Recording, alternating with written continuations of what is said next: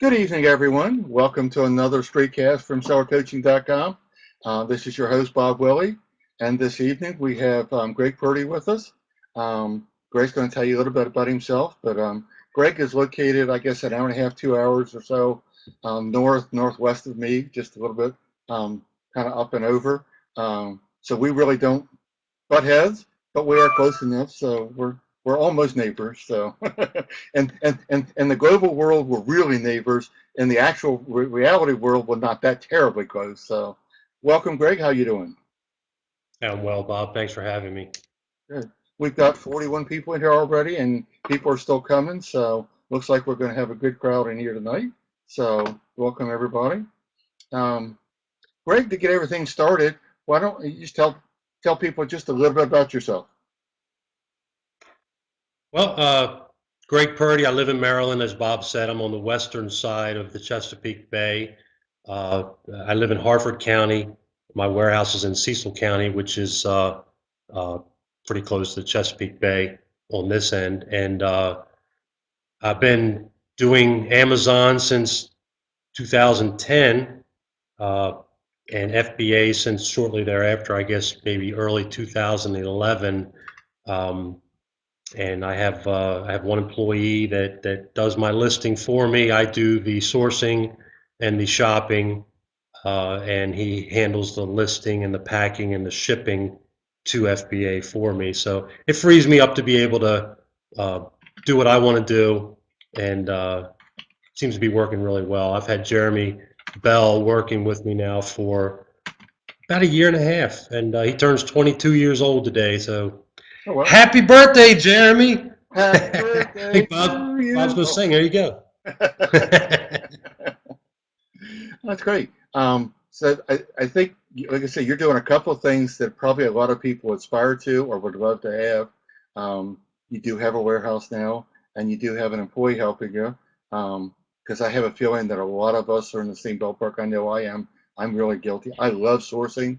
I'm really good at sourcing. I have no problem doing the sourcing, but getting the listing done, let's just say it's the weaker part by far. So. Oh yeah. Um, it, Yeah. it, it would be nice. I'm in a pretty rural area, and I know you're fairly rural too, from the looks of it. In the But here we're on the Eastern Shore, I've tried to get like school kids and things like that. I have never had any luck. I do have one person that helps me periodically. Michelle graciously comes down one day a week and helps me do stuff, and we got stuff organized a little bit. She helped me with the shelving stuff. I don't know if you saw last week, but I showed a little bit of the shelving. I was in the other room last Mm. week, so I got to show a little bit of the shelving and stuff. There's real heavy duty metal shelves. Um, so I'm slowly getting organized a little bit and getting caught up on the listing. I may never get caught up on listing of books, but that's a whole nother story. But for regular products, I'm getting pretty well caught up. So I'm finding it's getting easier as I'm getting more into retail arbitrage because I can buy 10 of the same thing or 20 of the same thing or whatever, and it makes it a lot quicker for Jeremy. I can tell, when I come in at the end of the day when the orders are sitting here for UPS, there's a lot more boxes when he's working on my retail things that I've purchased, as opposed to boxing up things that I've sourced from the thrift store where it's DVDs and toys and games, and he has to handle each one individually, and there's only one of each one to put into the box. So if he's working on DVDs, he's got to go through a couple hundred of them before that one box is full. Whereas with toys and games that are being arbitraged from Walmart or Toys R Us or being purchased directly off of Amazon and then sent back into Amazon, he can handle 6, 7 items. The box is full, gets taped up, and he moves to the next box. So um, yeah, if it were up to me to get everything listed like I used to do, I don't know where I'd be right now because I really enjoy finding products that I know are going to be profitable. I don't get as much enjoyment out of listing them anymore. I never did. Never got any enjoyment at all out of it, but uh, I don't want to do it anymore, to be honest with you. So I'm glad to have somebody that's willing to do it for me. I can totally sympathize with it because I think for a lot of us, that is the weakest part. So you've made that the weakest part the easier for you so that you can move on. Yeah, if I could source full time, I used to joke to people. I tell them that if I could source full time as much as I love it and do everything else, I could probably keep several people busy listening. Um, Sure. Yep. and like I say, I probably really could. So I could go crazy, and I'd probably drive myself crazy after a while. But as it is, I keep myself somewhat limited. I've noticed with the retail arbitrage side of the business, it requires more cash outlay than the thrifting side of the business. And if we get into talking about that later, that's fine. I do a lot of thrifting. A lot of my merchandise comes from thrift stores. Okay. Um, and you can go to a thrift store and spend $200, $300 and have thousands of dollars worth of inventory. Whereas if you're doing retail arbitrage, you might be having to spend $2,000 to have $2,500 worth of inventory, or $2,500 worth of return after expenses. So, or even less than that, depending on what your business model is. So it requires more cash outlay. Um, and that's probably the main reason that I haven't moved further into it. Now, when you mentioned the Spreecast when we were talking earlier that I did with Andy Slammons, and that's been, I don't know, a couple months ago maybe. Um, at that time, I said I was probably 85%, 90% thrifting, and 10 or 15% retail arbitrage. And those numbers have changed. I'm now probably 75% thrifting and 25% retail arbitrage. So I've added more to my business, more retail arbitrage, more buying straight from Amazon. I'm learning this part of the business. This is new to me. It's interesting to me. It requires a lot of cash outlay, um, and I'm not totally comfortable with that yet. And I don't have that kind of cash anyway. So, I've taken on the responsibility of a warehouse and an employee and the costs associated with that and some other things. I actually have other facilities that I rent as well. I haven't closed the one down. It was smaller than this, and I need to close it down. I'm actually leaving the largest part of this facility open right now because of a meeting that we have coming up where I need to use the facility for an event. Once the event has passed, I can close down my other facility and move all that stuff up here. I see Christina's asked, how much online sourcing do I do? That's the smallest part of my business. That's the newest part of my business. Um, and so right now, as a percentage, I don't know. It's new. We've only been doing it as a function of the business for the last couple months. And I would say at this point, maybe 5% of my business is online sourcing, as far as actual dollars of inventory that I'm purchasing. I'm trying to get better at that. That's actually one of the focuses that we have right now.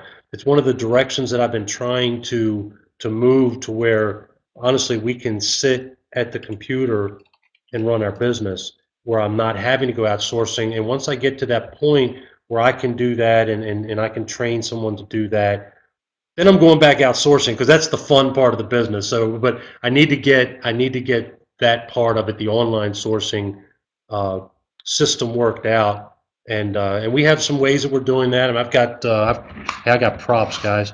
I got props here.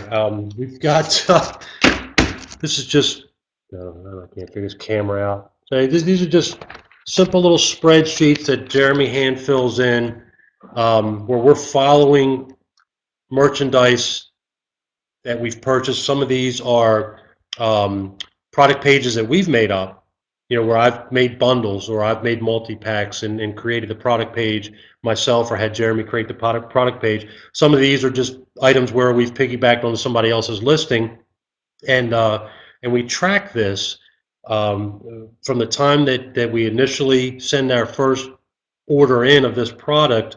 We record the rank at that time, what the low price is, what our price is, how many that we currently have in stock, and what the change in stock is, and what the date is, what the ASIN is, and what category it's in. So there's several things that we're tracking. And then when we first started doing it, we were doing it every day. Every day I'd have him follow these items on Amazon. Now I've got them down to where we're doing it about 2 days a week. But I can follow trends this way. I can see um, how the ranking's doing, whether I've sold something or not. And so then I know if other people are selling the product, if the ranking is being affected and yet none of mine have moved. If one of mine moves or two of mine moves, I can see how the ranking is going, and it helps me within that category to know, if I'm in the health and personal care category, and I currently, when we listed the item, the ranking was 34,000, and within 4 days was up to 141,000, and the next day 157,000, and the next day 83,000. And I can follow the low price, and I can follow our price, and I can get a feel for how that product is really doing and whether I want to replenish that product or not. Okay. Sometimes we'll send in. I've got one product that we do, and we do it as a single pack. We do it as a two pack.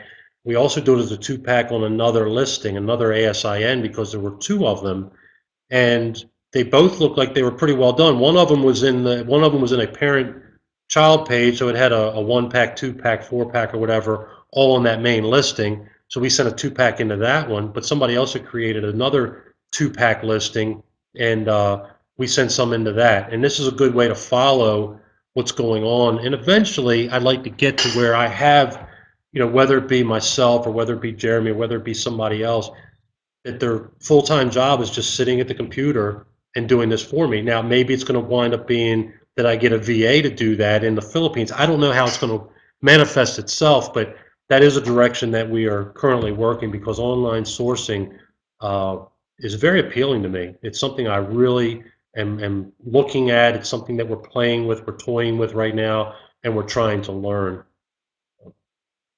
One of the things you said that kind of intrigued me a little bit and actually surprised me a little bit, because you said you were doing a lot more quantity, so you were trying to get things that you could get 5 of or 10 of or 20 of or whatever, but you said you were doing still a high percentage of thrifting. How were you able to find quantity doing thrifting? Because normally, for me, I know thrifting usually finds a lot of onesies and twosies.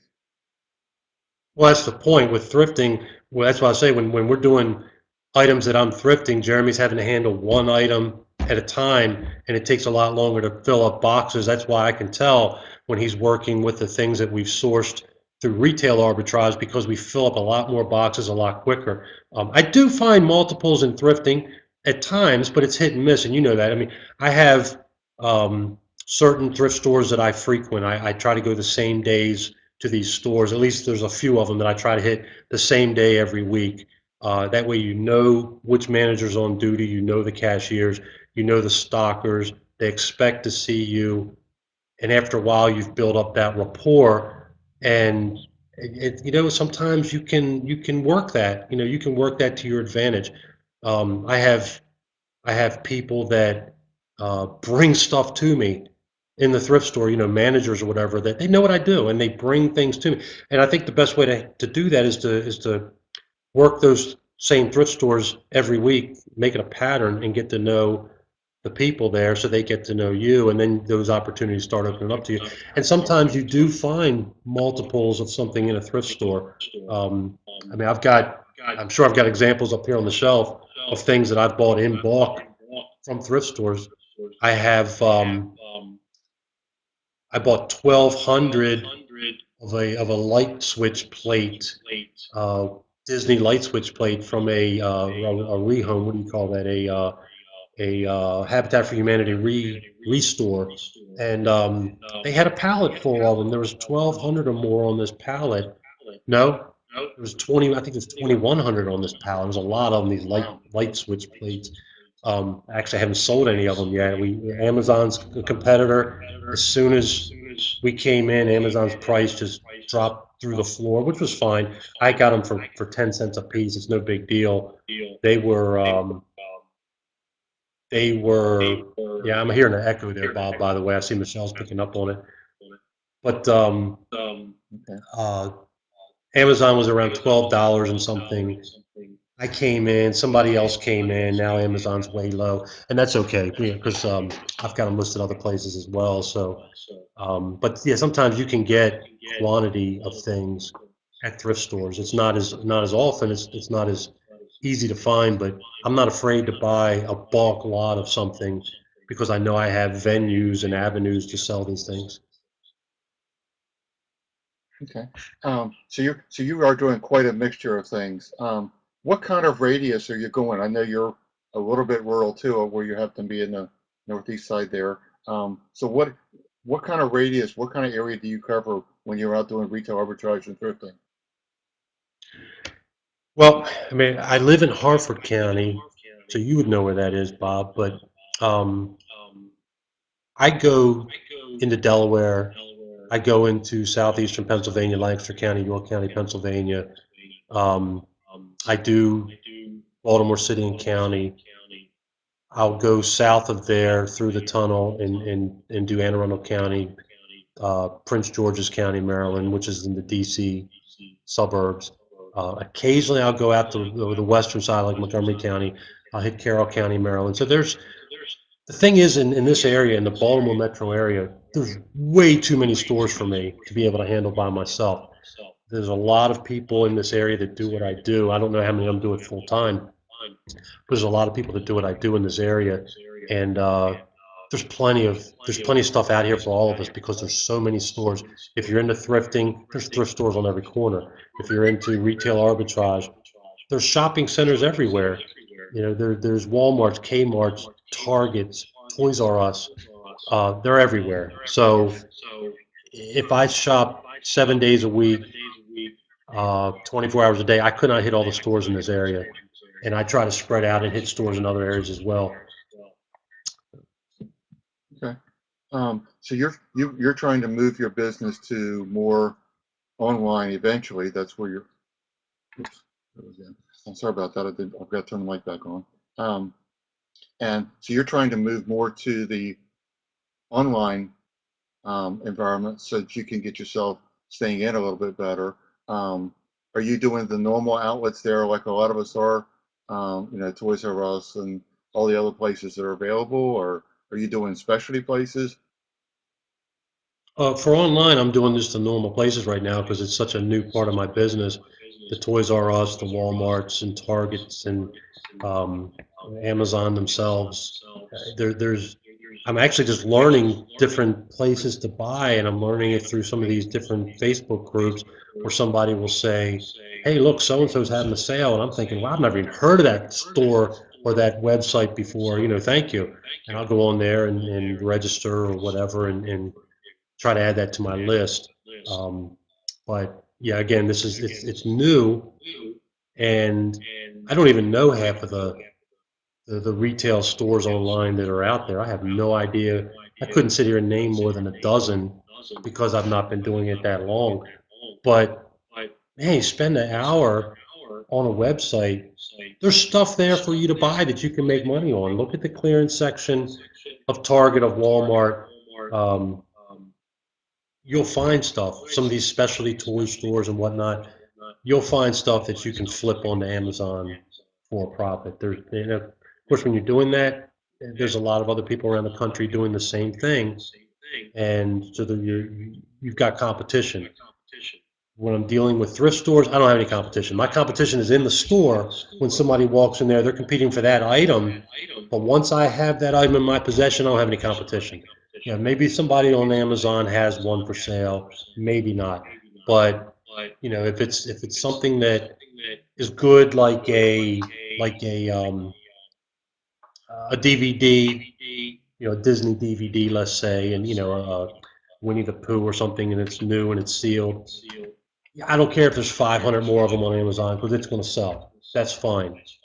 Um, so now I see we're getting an echo. So is there something I could do to correct that, Bob?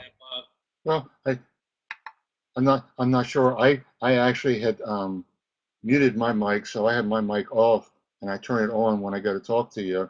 So it just maybe just turn the speakers down just a hair Yep. on your end, just so you can just barely hear me. Um, and then that should be fine. One of the questions that looks like Joanne asked there, she noticed the thing you said you had the listings that were 1, 2, and 4, and you had listings where the 2 was on 2 different places. Do you find that the multi-packs and the additional listing like that is helping the item sell? Or what kind of trends are you seeing with that? Well, let me just pull this. let me just pull this up because actually the one on top is one that I was referring to.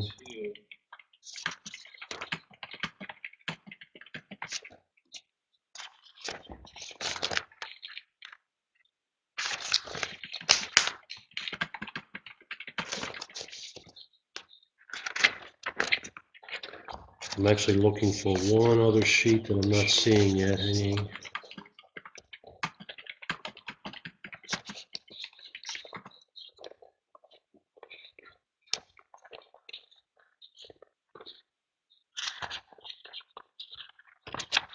Yeah, I'm not seeing the one I'm looking for. I've got. Hey, I'll go ahead and tell you what it is. It's a Dayquil pills, and here's a 1-pack, and here's a 2-pack. But I don't know if this is the 2-pack on the 1, 2, 4-pack page, or if this is a 2-pack on its own page, and I can't tell without having the other one in my hand. Well, this is the 2-pack. It's on the 1, 2, 4 because I sold 5 of them to one person, and I recognized that sale. So, but I don't have the other one to compare it to. But as far as I know, on the other listing, I haven't sold any. Whereas this one I have. Now, the interesting thing is when we bought them and listed, the price was $69.95, and now it's down in the $42 range because people have come in and just killed the price on that product. But I'm still okay with it. I still make money at that price, but I sure liked it a lot better when it was at $69.95. Although I'll be honest with you, it didn't sell at that price, and that was me coming in a little lower than the lowest price at that time. I actually priced lower than the lowest price. But other people again have come in, and it's just driven the price down. But again, I'm okay at this point. I can make a profit. I don't know that I'll keep buying it to sell it at that price if that's where it's going to be. But as we watch it, if I see the price starting to rise, I'll keep going. On the single, it's come down a few dollars on that one as well, but they sell really well. 2, 3, 1, 5, 1, 2. I mean, that's day after day. Those are selling, although they haven't sold for a couple of days. But that was good. I was making $7, $8 pure profit after all fees per box on that. So that was a pretty decent thing. They were asking a couple of questions about the spreadsheet. You're doing most of your spreadsheets just as paper spreadsheets? Yeah, he just printed it out, blank spreadsheet. It's just so I can walk in without having to log on and just grab this stack and flip through it and see all that stuff at one time. I don't have to sit there and go online and open page after page to find which one I'm looking at, or try to focus on one individual line. I can just grab the whole sheet, the whole stack, flip through, find the one I want to look at, and say, you know what, I'm going to go buy some more of those. Something else we've done is similar to one of the sites that I belong to, where there's a blog, a Bolog, so you guys know what group I'm talking about. There's a Bolog online. So when I get ready to go out to the store and I pull up in front of a Big Lots, there you go. I pull up in front of a Big Lots. I know what I'm looking for when I get in there. Well, I've also got that being done for me by my employee, because I use an InkPad notepad on my phone, and if we see that this is going well and he sees that I'm getting ready to run low on it, he can put it onto the Big Lots part of my phone on my little InkPad, and I'll check that as well before I go into Big Lots, and I'll know that I need to buy some more of this supply or that supply. So not only am I looking at what other people are finding in the store, I'm able to go in there and replenish what I need in the store because I have him feeding that information to me as well. I can't reach my bolo monkeys from where I'm at. I got a whole bunch of them on the shelf over there, on the other side of the room. Still in the package. My open one is at home. My daughter keeps grabbing it and playing with it, but I got a few of them over there in the package as well. I see Michelle's question about listing software, accounting software. Um, no, I mean I use ScanPower to uh, enter my items into Amazon. That's it. I don't use any other kind of software. Well, that's not true. I have TaxJar, but I mean, as far as uh, for this type of thing, I assume the question was directed toward these spreadsheets. And no, I don't have any other kind of software that we're using to track my inventory in that manner. Okay. Well, but it sounds like you've got it in control pretty well. And of course, the warehouse was pretty recent addition for you. So, but it sounds like you had a facility before, so you've just expanded. You've not really changed your operation drastically. You've just expanded. No, the facility before was strictly storage. We did not work out of it. We worked out of my home and kind of took over the whole house. When I was doing it when it was just me, I did it in an office downstairs, attached to the family room, next to the toy room. You know, it was just me in an office. I could trash the place and nobody would really pay any attention. You could shut the door and it wasn't too bad. As long as you didn't block the door, you could shut the door and it was okay. But um, then when I hired Jeremy, right, it wasn't enough room in the office for both of us to work. So I moved our operation up to my dining room table. And we operated at my dining room table for over a year. My The wall to the right was stacked with stuff that needed listings made, and it was a mess, you know. And then I took over kind of the living room upstairs, and then, you know, of course, I've already got the whole unfinished side of the basement is shelved out with these kind of shelves like you see back here. So I had inventory over there and boxes of stuff, and I built more shelving on the wall for DVDs and VHSs, and it just took over the whole unfinished side of the basement.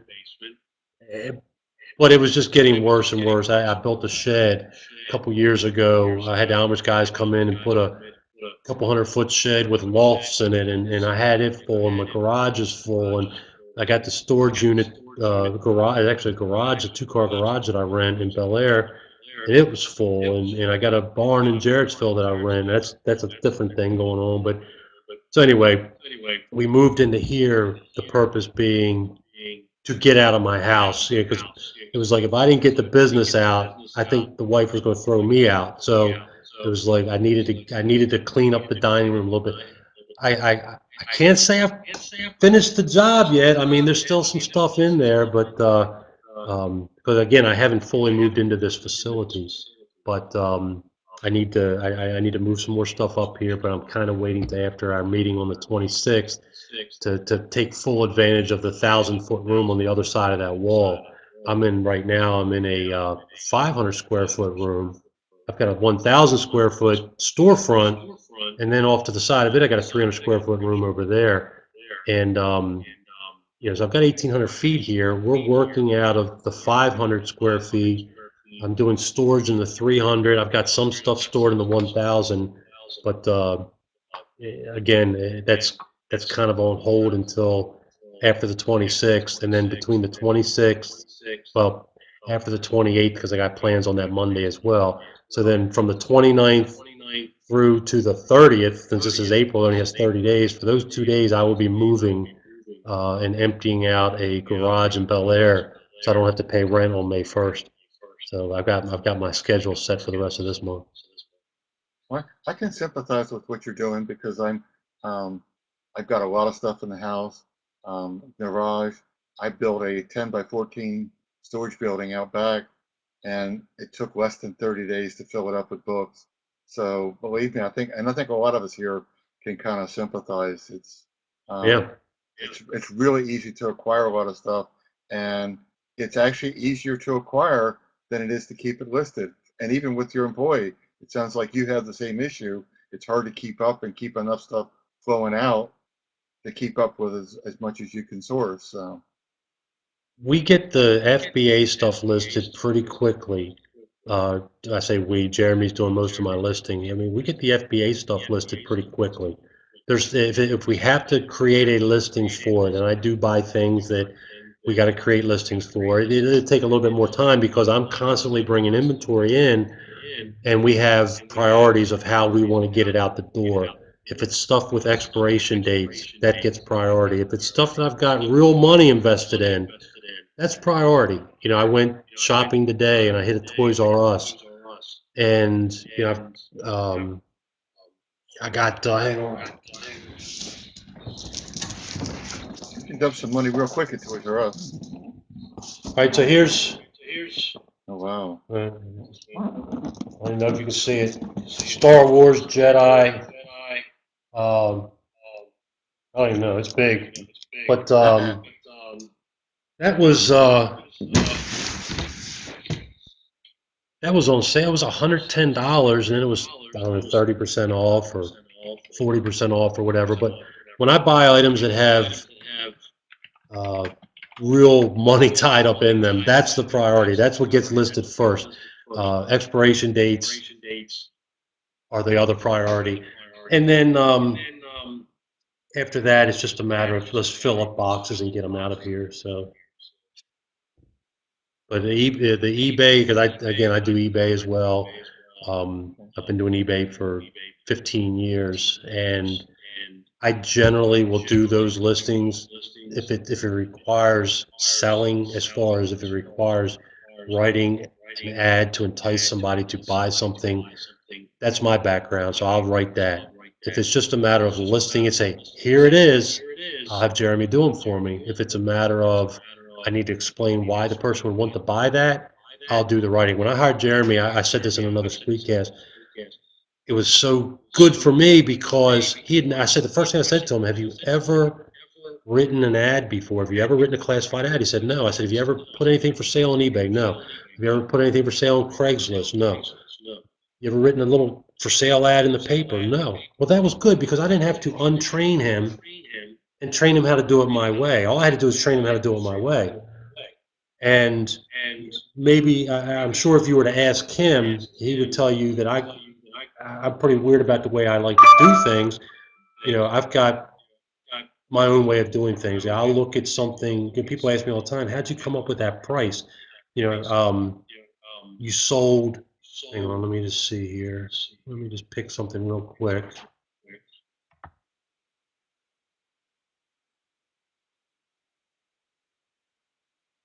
All right, we put this down here in the queue if somebody could throw that up.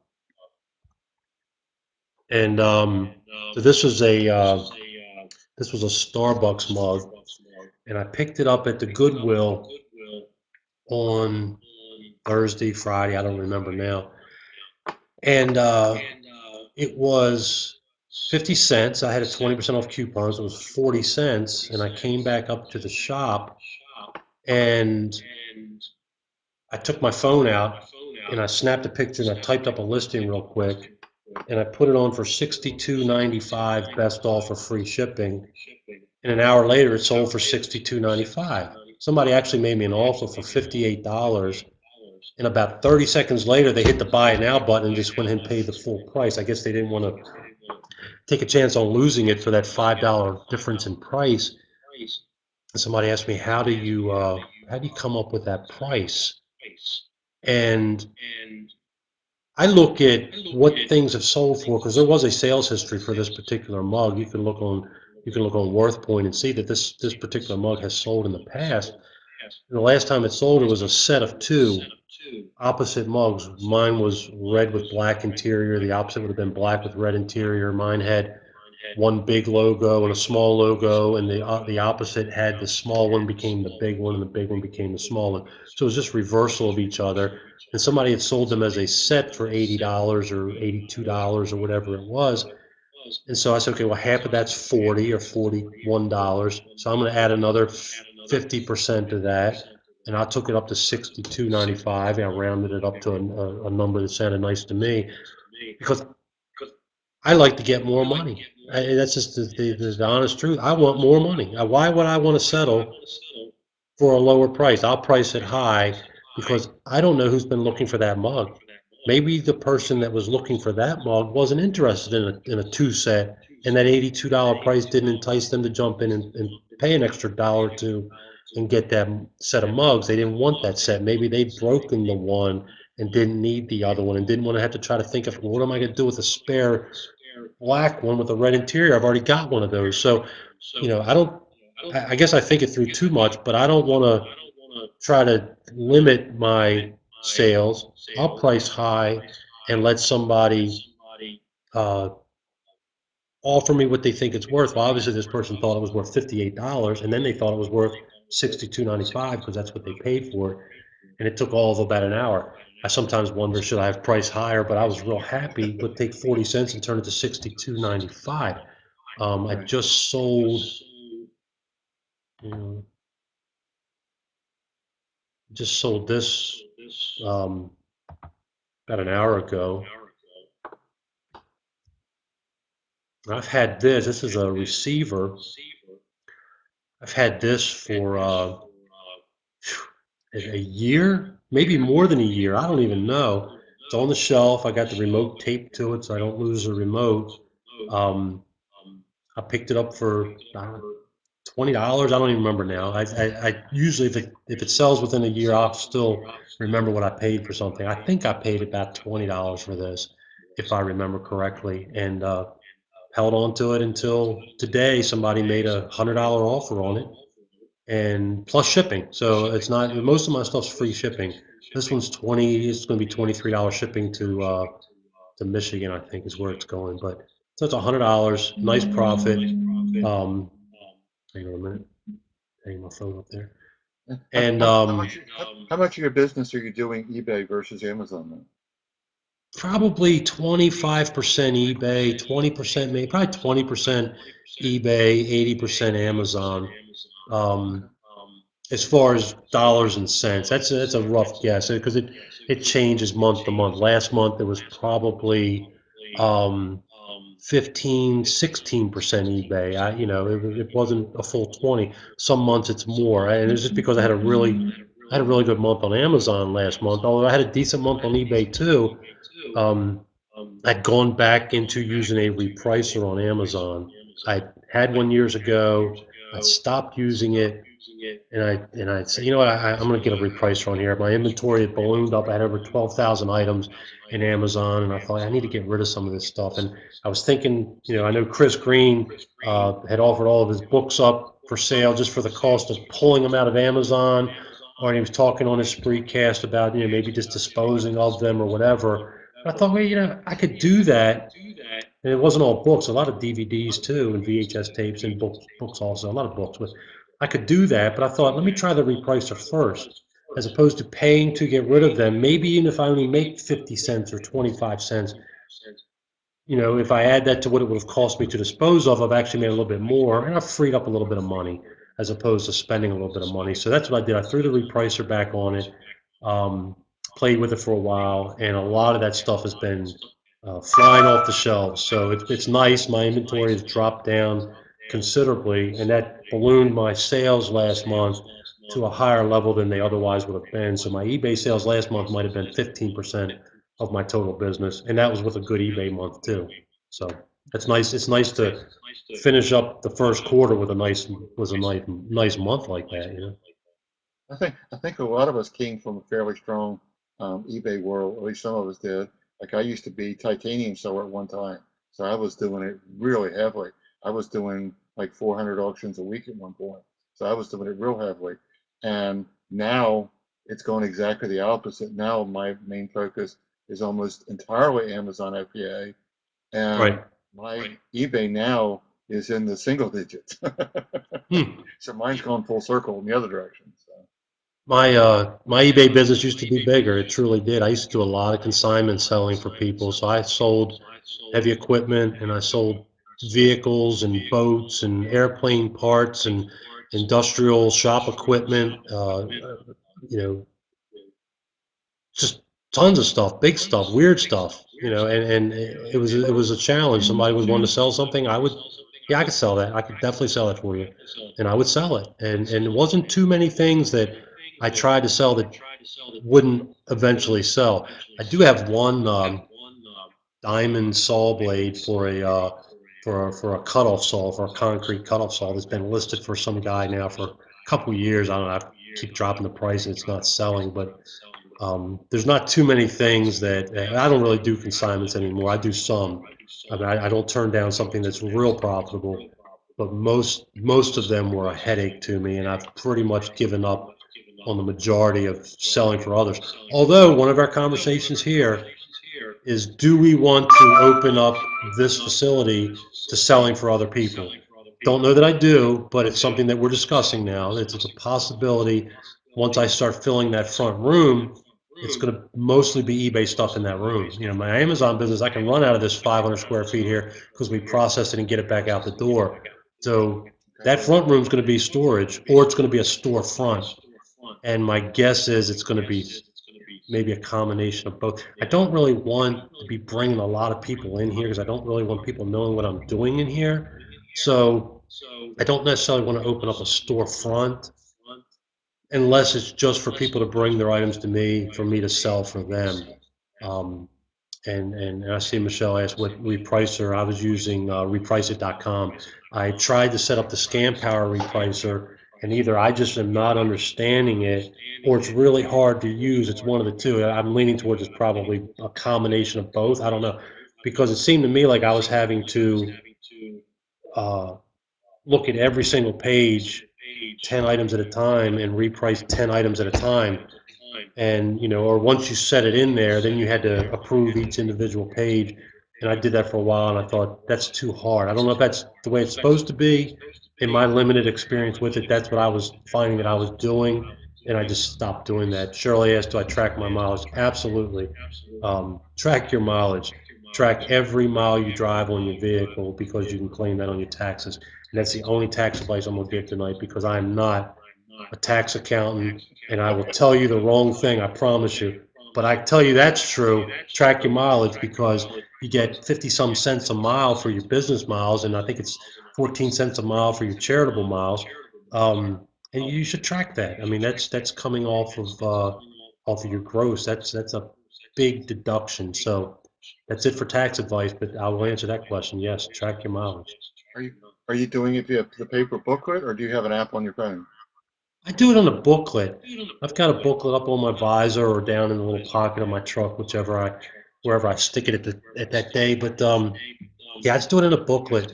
Yeah, every month has its own page, and I put a start mile and a finish mileage. And you know, and what's fortunate, when I was looking for a facility, I wasn't looking to come up here in Cecil County, but Cecil County was considerably less expensive than Harford County, where I live.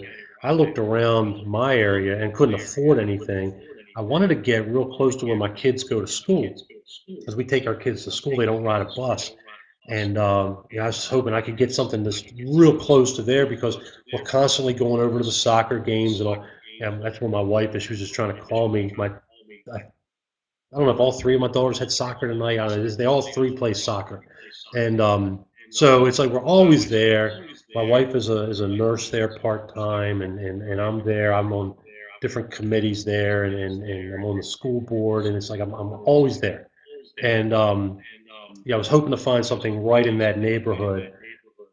And the things I found, I honestly couldn't afford. I couldn't see me putting out that kind of money for what I wanted to do with the building. You know, I just wasn't going to pay that kind of money. So I started looking at homes. I started looking at houses, thinking I could get a house, a 1,200 square foot house maybe with a garage, and run my business out of that. Because that's what I was kind of doing at home anyway. I knew I could fill a house because I'd already done it once. I thought I'd go ahead and rent a house somewhere. And then I found this building. I was driving past it on the way to pick my kids up at school. I'd been shopping up in Elkton, Maryland, and I'm coming by, and I see the sign. It says thrift store, and I'd never seen it before, never noticed it before. It's attached to a towing operation, so I just never really looked at the building. But that day, the sign popped out to me, thrift store, and I thought, I wish I had time to stop. And I drove past. As I drove past, I looked back and I saw the sign that said last day closing. And I said, "Oh, I gotta stop in here." So I spun around, and came back, and there wasn't anything to buy. I did buy some books and things, but there wasn't much here. And uh, but I did get the name and number of the landlord, and I found out what they were paying for rent, and I got them to pull out their electric bill and show me what they were paying for electric, and I, had a little bit of knowledge while I was here. I toured the facility and um, found out what they wanted for some of their equipment and all, and I wound up talking to the landlord. I called him up because I had to go, and we got on the phone together, and I wound up renting the place, and I moved in here, they moved out about the second or third day of February, and I came in then. So I've only been in here for a couple months now. How far this is this away from your house? 26 minutes, about 21 miles. Well, maybe a little bit less than that. Usually I go to the school and then from the school home, and that's about 21 miles. I think it's 19 miles if I drive straight. But about 25-minute drive from the house. It's not bad, not bad I commute at all. drove, yeah, I drove track trailer for 18 years, so I'm used to driving, and I would drive 52 and a half miles each way to get my truck for, when I was working at my last job. So um, it's not that big of a deal to drive. We do a lot of driving. I drive to shops to buy things. So, I don't come here that often. I mean, I'll come up here 4 or 5 days a week maybe, but I'm not spending any real time in here. I come in, drop off goods, see what Jeremy's got going on, you know, let him know I'm still alive, check out a few things, and then I'm gone. And I don't spend a lot of time in here. Christine asked how much of my business is grocery. Very, very little, and getting smaller. I started doing grocery. Um, I'm going to be eating some food here coming up pretty soon. I think a lot of people are being told that grocery is the easiest thing to do and the easiest thing to get into, and so much money to be made in grocery, and they're jumping on it. And just like every other category, new people are coming onto it, and they're scared, and they drop their price. They'll put it in there. I see it in these chat rooms, on these Facebook pages where somebody say, "I sent my product in 20 minutes ago and nobody's looked at it yet. And should I, what should I do? Should I drop the price? And it's been there now for 24 hours and it hasn't sold yet. This business doesn't work." And they get scared, and they start just dropping the bottom out of the prices. So I'm seeing it happen. I'm just not going to focus as much of my attention. For a while there, I was kind of listening to all these people saying how great grocery was, and I'm sure groceries are fine in their own right, but it's one of those things. If I send a book in there and it doesn't sell, who cares? It can sit. If I send groceries in there and they don't sell, I got to get them back out and eat them, or get them back out and try to sell them some other way.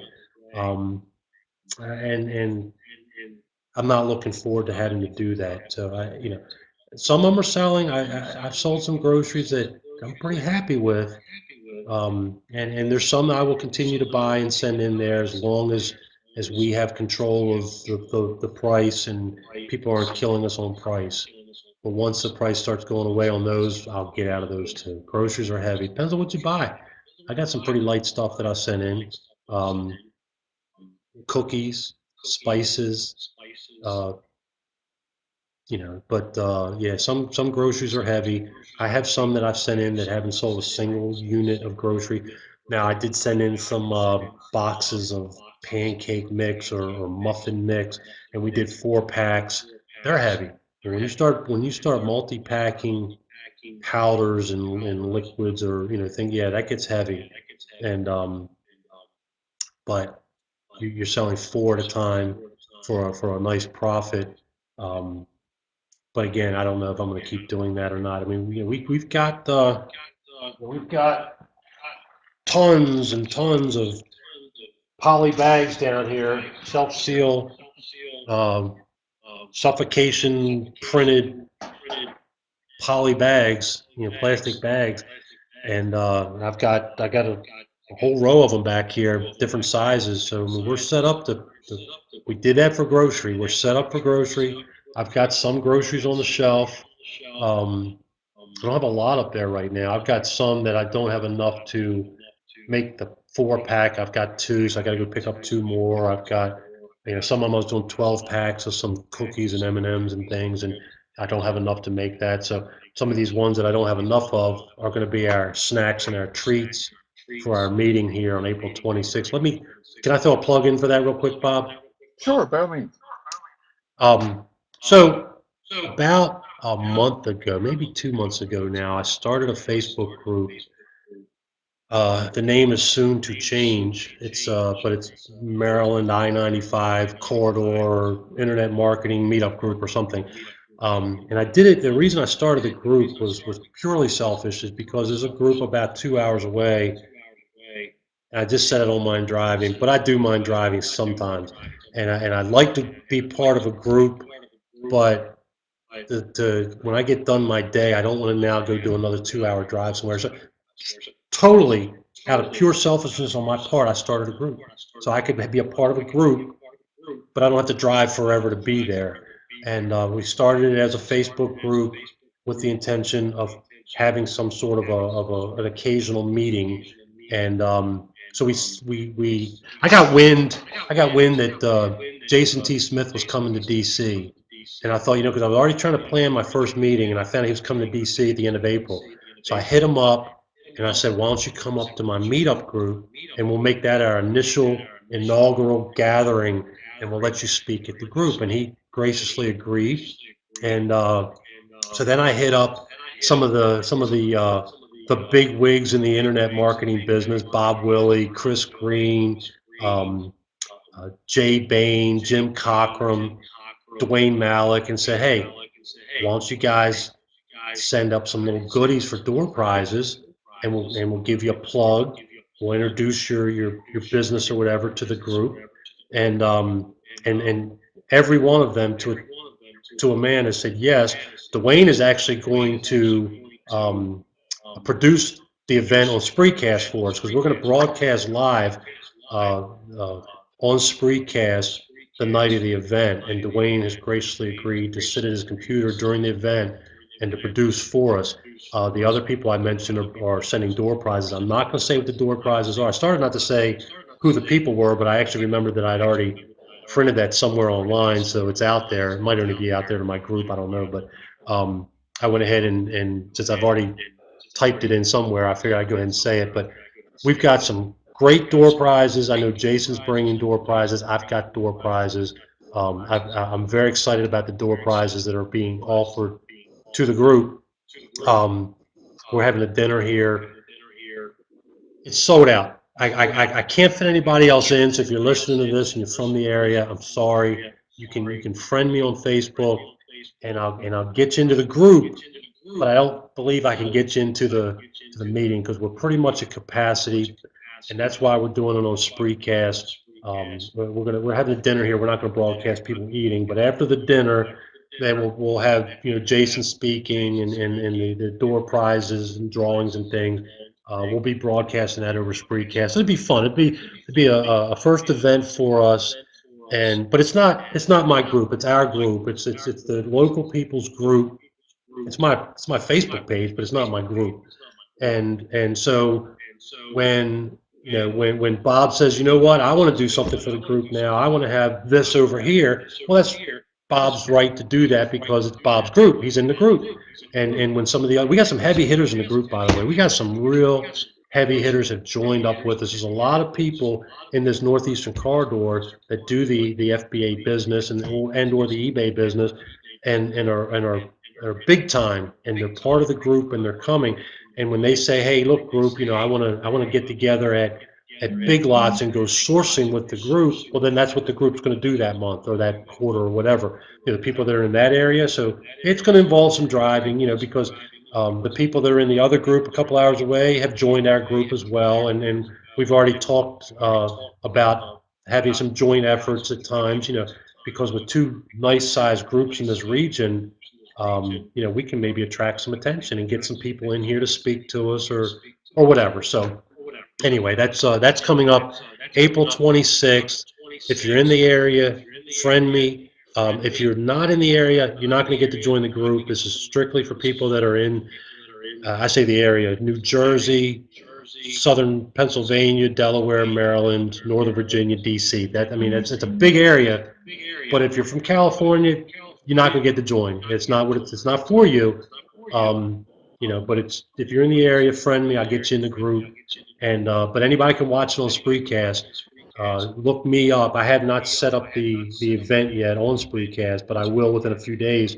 So then you just have to look my name up, and you'll see the event, and you can reserve a spot to watch it, and it'll be a lot of fun. It'll be good. Yeah, it's going to be a good event. I'm a member, and I will be there at his first event, and I will be giving a door prize away too. I won't disclose it since he didn't want to tell everybody what it is. That's fine. And I'm very rural, so I'm also a member of the other group he's talking about, which is the DC Maryland meetup group, Mastermind meetup group. I'm also a member of that one. Both of them are long distance from me, so Yeah. but I try to give back all that I can. I'm not the group on either one of them. I just try to give back and pay it forward and try to help people out. I love doing it. So like I say, I'm a member of both groups. So, but both of them are a couple hours from me either way. So, but I will be there as well. So if you join the Spreecast, I'll be there. It's gonna be We a did lot have of a fun. question on here. Oh yeah, I know we will. I had a group in there. What other categories do you sell in? I started on Amazon with books and media. That still makes up a large percentage of what I send in because I do thrift. So, uh, when I'm out at the thrift stores, I'm buying the DVDs. I know a lot of people are getting out of the DVD business. Thank you, because I love DVDs, and if you want to jump out of that business, that's great. Um, I do toys. Oh, wait a minute, I got another prop over here. Picked that up today. It's Lego. that came out of Toys R Us sale. I think that was 30% off. I do a lot of toys and games. I do health and beauty. I'm sitting here looking at my shelves. I do health and beauty. I do some food. I don't do a lot of food anymore. Um, I do, well, a lot of this is health and beauty, to be honest with you. I've really moved into that category. That's new for me, but I'm doing a lot in that category. We're doing a lot of bundling. I'm finding things that are inexpensive at Big Lots. I tell you, Big Lots is good. I went to Big Lots a couple years ago and didn't like it. Yeah, but I was doing a different business then. I mean, I was in, Amazon and eBay, but my business looked a lot different. I heard somebody that I really respect say that Big Lots was like his favorite store. And I'm like, how can that be? I couldn't find anything in there. But I say, if that's his favorite store, I need to go look at that because his business looks like what I like my business to look like. So he must know something I don't know. And I went to Big Lots and I looked at it through more mature eyes because I'd done another couple years in the business, and I saw some things that I would not have seen the first time. Now, granted, maybe they had different inventory as well, but I knew how to process that information better than I did a couple years ago. And so now I'm going to Big Lots and I'm buying things that are, $3, $4 a piece, and I'm bundling 3 items and 4 items that are similar, that work together as a bundle, and I'm sending them in, and they're selling, and it's nice. You can put $3 items together and sell them for $25, or put four $3.50 items together and sell them for $35 or $39.95 or whatever. Or go to the dollar store. I believe it. I'm not a big fan of dollar stores, but I've got them around here. And if you can find the stuff before the shoplifters find it, there's some good stuff in there. And we'll buy shampoos or whatever. That's a true story though. I see you smiling, Bob. I was at the Big Lots down the street here about 2 weeks ago and watched a guy and girl shoplifting team in operation. It was an amazing thing to watch. I mean, they got caught. I didn't catch on to it until they had been caught. But then it just exploded from there. It was just crazy. But anyway, um, Yeah, shampoos, conditioners. You buy a shampoo and a conditioner, put them together, or you buy shampoo with conditioner and put a two-pack together because maybe the one pack doesn't do real well, or you because the margins aren't there for the one pack, but the margins are there for the two pack. What type of margins do I look for? It just depends on what I'm selling. Um, I don't have a set number. My number has gotten lower and lower as I'm learning from other people. I mean, it used to be, I wanted to buy something for $10 and sell it for 30 and hope to, make a $10 profit. And I still like that model. That's a nice model, but that's not a realistic model to grow on. That's a nice one when you're new and maybe, you just don't want to make too many mistakes. And you know that if it's a decent ranking, and there's that type of margin and it's not overweight or oversized, you're probably okay with those numbers. But like, this Star Wars thing here that after discount cost me about 80 bucks, I'm going to list it for around 175. And then after fees and all, I probably will make about 60%. This Lego up here, I'm probably going to make 20% after fees on that one. So it varies. I'm willing to make less on something that I think will sell soon. I'm willing to make less on something that I can sell a lot of. I'm willing to make less on certain things, easy things to handle that don't require a lot of processing. Um, But when I go to the thrift store, if I spend $10, I don't want a 20% return on that. I don't want to get $12 back on a $10. I want to get $50 back or $40 back. It's a different type of business, um, the retail from the thrift. But uh, so I don't really have a number there. That yeah, I've never really sat down and punched into a calculator when I'm looking at something to see if it fits. It's just if it's close enough, I'll take a chance with it. After so many years, you get enough experience. You got a feel for things. I do keep buying things. Here you go. Last prop, two props. Wait a minute. There's something good to read. Wait a minute. I got to figure this camera out. This is all backwards. This is actually an audio book, but I'm on the last CD right now, the Everything Store. So if you like listening, I recommend. If you like reading, get the book. I like reading, but it seems like I got so many books started at one time. I never get through any of them. And I do enough driving that I buy the audio version. And I just listen to it going down the road. First time ever for me, bought some perfume. This came out of a thrift store yesterday. As far as I know, it hasn't sold yet. I called Jeremy because I left it up here last night, and I called him up. Said, "You see that perfume?" He said, "Yeah." I said, "Send me some pictures of it. I'm gonna type a listing up real quick." Um, because I was hoping that it would sell before the Spreecast, and I'd use it as a prop. I use it as a prop anyway, but um, it was 790. It was a third off or half off. I don't remember. So it was either $4 or five and a quarter, whatever. I listed it for 52.95. Or 59.95. I don't know what I listed for. Wait a minute, here it is. 57.95. It's used. It's not new. It's almost full.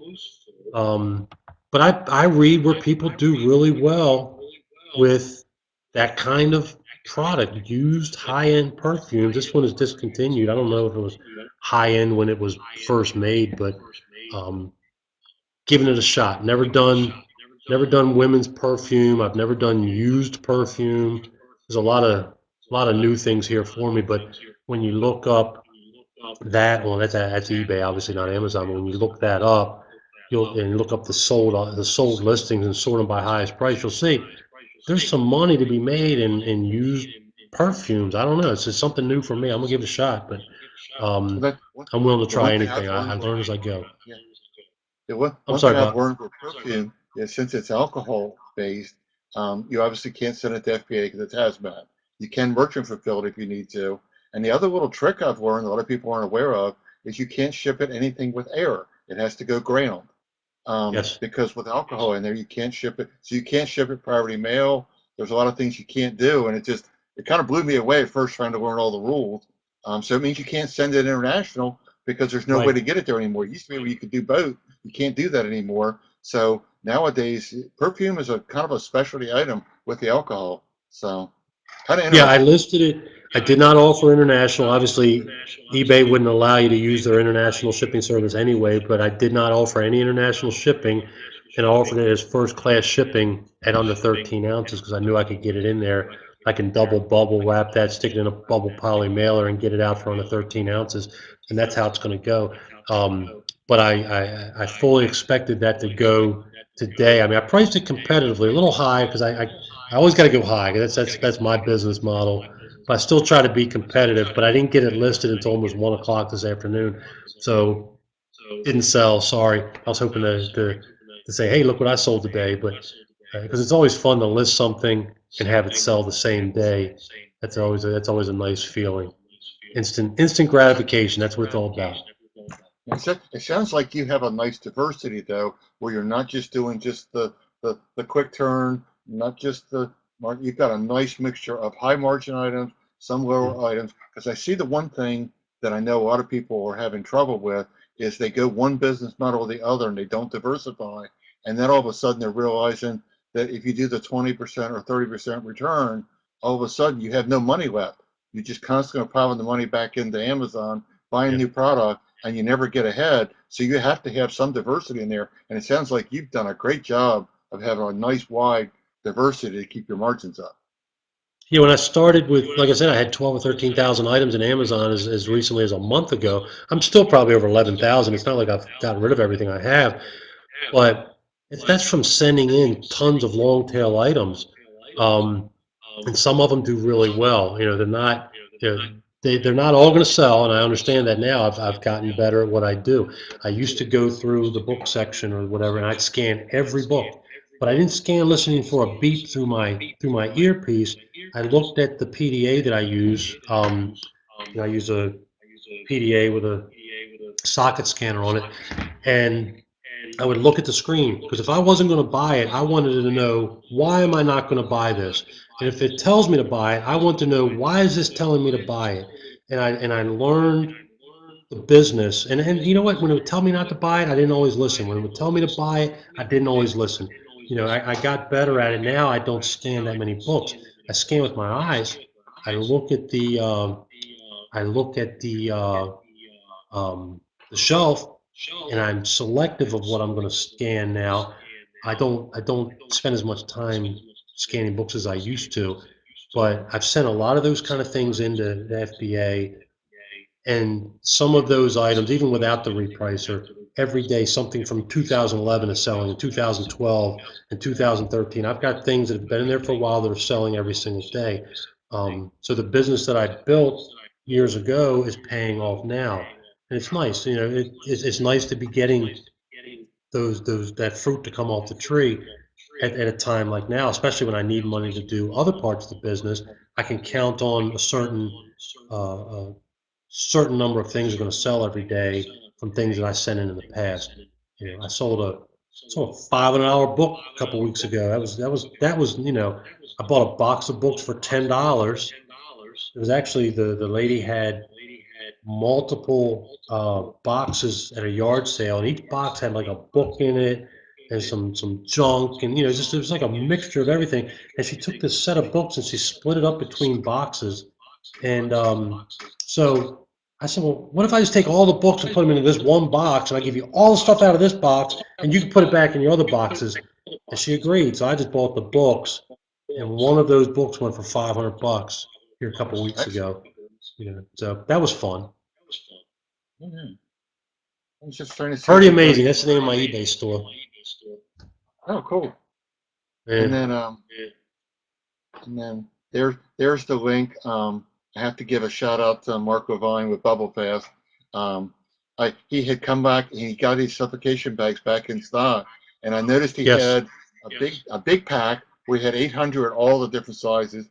He had 400 for the small ones, 400 mixture of the medium ones, but didn't have anything on the large side. And I find that I need more on the larger side because Mhm. it's just that's where I run into a lot of issues. I've got a lot of the smaller ones fairly well covered, and I mentioned it to him, and turns out a bunch of people jumped on it and said they needed it, and I haven't had a chance to go on and order yet, but he says that it is live, So there's the link to the larger bag mixture. So those of us that are doing toys and games and things, they come in awfully handy having some different size bags to get those things bagged up in polybag, especially when you got the toys with open holes in them and all the other Yeah. stuff and we have to try to live up to all the Amazon rules. So looks like we're doing a pretty good job.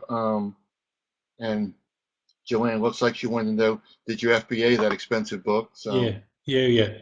Yeah, I FBA expensive books. Actually, I had it at home in a protective container for a couple years, listed, and I said, you know what, I'm gonna FBA this, and I sent it in FBA after a couple years as merchant fulfilled, and it sold within a couple weeks. I mean, it was quick. It was quick.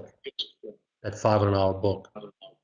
So okay. yeah, I do. I'm not afraid of FBA with my expensive stuff. I'll send it in there. If they'd have Neither am lost I. it and damaged it, there was no other ones on there. They wouldn't have had anything to base a lower price on. If they'd have lost that book or destroyed that book, they would have had to base what they refunded me on the price that I had set because there was no other books like that on there. Right. I've had really good luck selling high ticket books. I've told everybody on one of the recent screencasts about that. I had a book that was a biography of Muhammad Ali that Howard Bingham had done, and it was signed by Howard Bingham and signed by Muhammad Ali. And I bought that at a Goodwill for $250 and ended up getting $300 for it. So I'll take those any day of the week. Yeah. I was And that talking went FPL. So I was talking to a guy recently. I'm probably going to go up and visit him the Saturday that we have our meetup. I'll probably go up there that day to visit this guy, um, who had a book that was signed by Muhammad Ali two times. It was signed like in the front, and it was signed somewhere over a picture. And this guy owns a music store, and he has some books there. And he was talking about that book, and he said it was signed twice, and he sold it. It was really, he said it was at a time where he needed the money, and he had to let it go. He didn't get what he thought it was worth, but that's just interesting. You say you sold a Muhammad Ali book because he had one that was signed twice is that by. our buddy Brian? What's that? Is that our buddy Brian you were talking about? No, no, this is a guy up in Redline, Pennsylvania. Yeah. Oh, okay. Um, So I'm probably going to take Jason up there to meet him because when Jason comes into town, because he's interested in music stores. So I'm thinking about running up there and introducing them two guys. Okay. Well, I know we're running probably a little long here, so and we've still been running about 50 people in here all evening, and I'm very thankful for everybody coming in. It looks like we've pretty well done the questions. I want to value your time. I appreciate you coming on tonight. For those of you who are going to come into this freecast, I'm looking forward to being at the live event, so I will be there for the dinner and the meetup with Jason and Greg and a great group of people. How many people are coming right now, Greg? It's about 60. So at Okay. first I was going to limit it to 50. I've bumped up to closer to 60. There might be room for a couple more to get it around 60. Actually, this week I'm going in with my measuring tape and some tables that I have here that are the similar size to what I'm going to be bringing in for the event. And I'm going to start positioning things around and just seeing if I can fit a few more in. I'm not positive that I can, but I'm going to try to fit a couple more people and maybe one more table of people. So somewhere in the range of 60 people for sure, and I'm going to try to see if I can get a few more in. Excellent. Listen, I'm looking forward to it. I will be there for the physical event. And for anybody that can't come to the physical event, because it is closed out now, like I say, look forward to coming to this freecast. And I'm sure it's going to be all over Facebook and everywhere, so it'll be easy to find. And like I say, it's been a pleasure having you on this evening, Greg. You're a great guest. You've been very informative, and it looks like the people in the chat room and the people listening have enjoyed it and got a lot of good information. And if anybody is looking, like I say, I do run sellercoaching.com. I have recently joined Jim Cochran's team, so I'm now the one of the senior coaches now for Jim Cochran. So if anybody does need services, things like that, go to sellercoaching.com, fill out the form, and a member of my team will be able to get back to you and assess your needs and see how we can help you. Or you can contact me at bobwilley@gmail.com. Again, Greg and I and everybody, we're all over Facebook, so we're real easy to find. if you're here in the Northeast area, like I say, join Greg's group. We put the link up a little earlier. If you just type in Maryland I-95, you'll find it pretty easily, because I think that's the only thing that'll come up if you type in Maryland I-95. Like I say, I want to thank everybody for coming. Well, I've got a bunch of people I've asked to come on for some of the coming up events in future weeks. So looks like we're going to have some really good guests on. Again, thank everybody for coming. Have a great week. Make a lot of money, and I'll see you all again next week. Have a nice one, man. Thank you, Bob. See you all later.